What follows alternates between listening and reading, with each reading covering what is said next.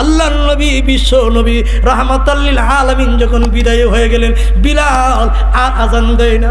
বিলাল চলে যায়। বিলাল বলে, বিলাল কেন তুমি আজান দাও না? বিলাল বলে, এই জন্য আমি আজান দেই না, নবীজির নামটা আমি নেব। আমার নবী কয়, আমার নবী কই, যেই দেশে রসুল নাই এই দেশে আমি আর থাকবো না। আরো জোরে, যেই দেশে নবী নাই এই দেশে আর আমি নাই, যেই দেশে রসুল নাই আমি আর এই দেশে নাই। বিলাল 2 মাসের জন্য পাহাড়ের কিনাই আশ্রয় নিলেন, আশ্রয় 2 মাসের জন্য। কই মাস? 2 মাস পরে যখন আইলেন আজান দেওয়ার জন্য, তখন আপিতি কোনো আজান দেয় না। হাসান আর হুসাইন বলে, আজান দেন না গো, আমার নানার নামটা একটু শুনি। সুবহানাল্লাহ।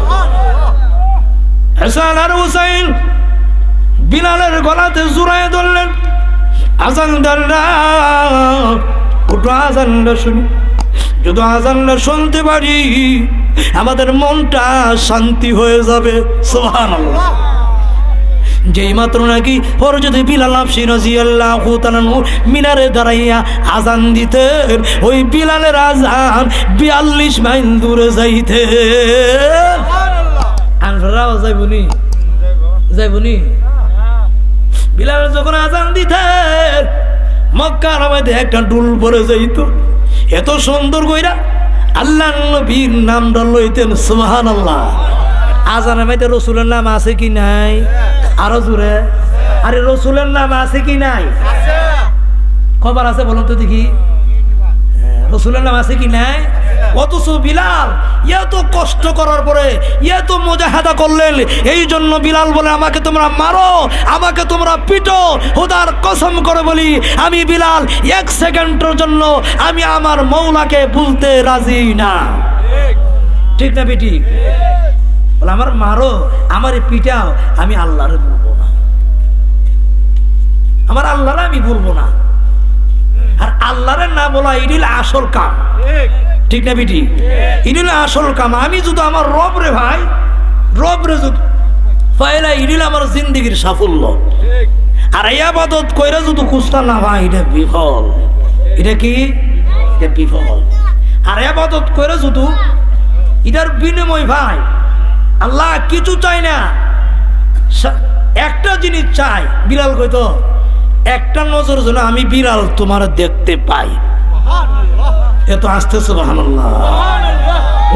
আরো জোরে কন্যা, কিছু চাই না, একটা নজর। আল্লাহ আমি জান্নাত চাই না, জাহান্নাম চাই না, আমি বিলাল চাই তোমার গোলাম হয়ে মরতে। কি হয়ে মরতে? আমি যদি তোমার গোলাম হয়ে পড়তে পারি আমার জিন্দগি সাফল্য জিন্দগি হয়ে যাবে।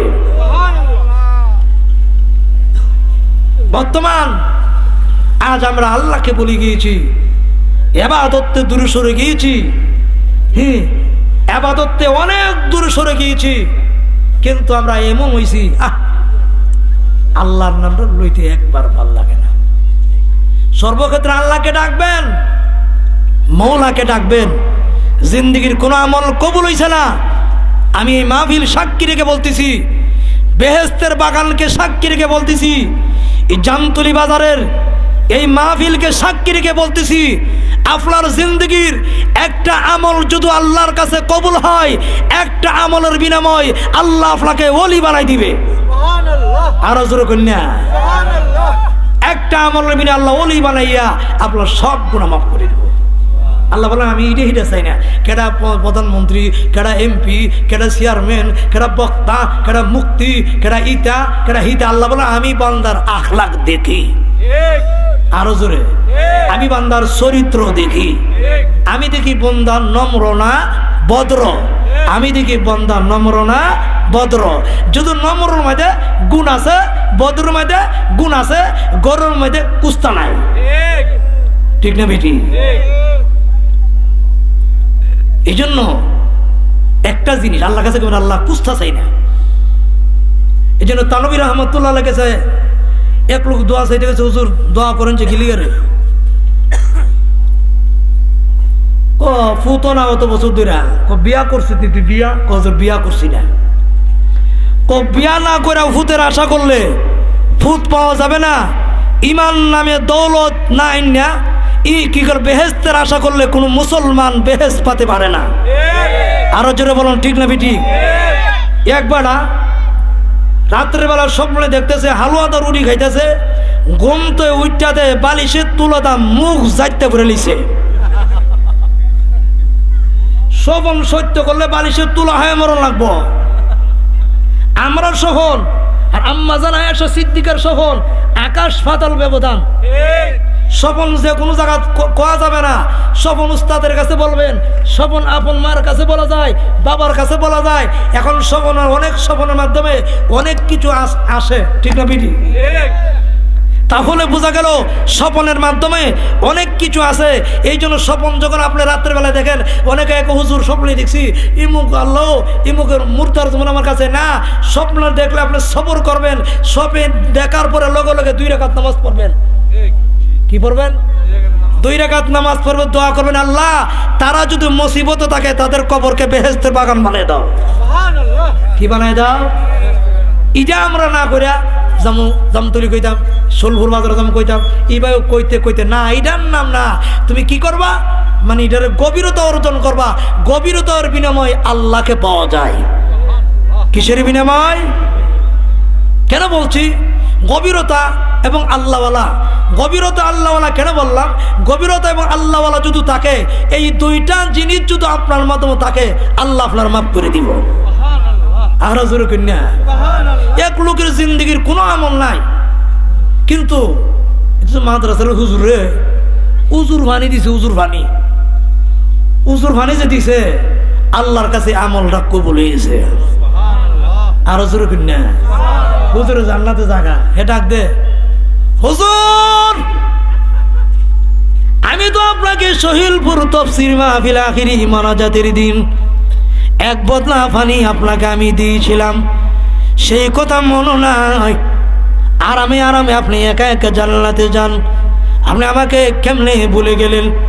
আপনি এত নিষ্ঠুর হয়ে গেলেন কেমনে? আপনি আমাকে ভুলে গেলেন।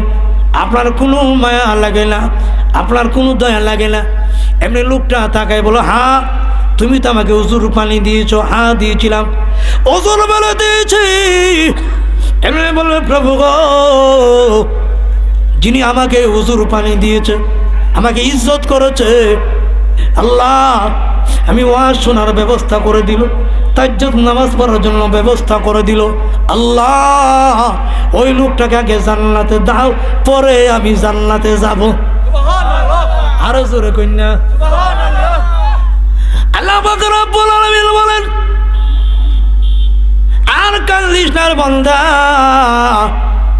আমি আল্লাহ ওয়াদা দিলাম 1 বদনা পানি দিয়া এই মাজুর লোকটার যে উজুর পানির ব্যবস্থা করে দিল, উজু করলো, উজুর ব্যবস্থা করে দিল, আমি আল্লাহ ওই আমলটারে জুরিয়া করিয়া আমি আল্লাহ তার কবরটাকে জান্নাতের বাগান বানাই দিছি। আর জোর কেন সুবহানাল্লাহ। আল্লাহ পারে কি পারে না? আল্লাহ আল্লাহ আল্লাহ আল্লাহ আল্লাহ আল্লাহ মাশাআল্লাহ। আল্লাহ আল্লাহ আল্লাহ আল্লাহ আল্লাহ আল্লাহ আল্লাহ আল্লাহ আল্লাহ